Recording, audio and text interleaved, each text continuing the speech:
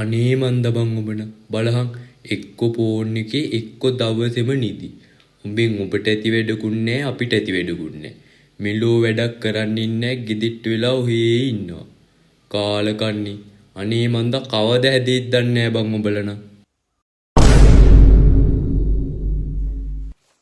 දැන් තමයි කට්ටියගේ කටවල් වැහෙන්නේ. මොකුත් නැහැ ජොබ් එකට ගිහිල්ලා උත්තට සල්ලි හම්බ කරනවා.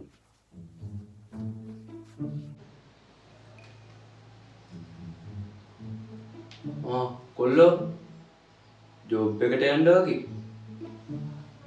ඒක නෙවෙයි මං ඔබෙන් අහන්න හිටියේ. ඔය ජොබ් එකේ පඩියම කීයද? පඩිය නම් 25000යි.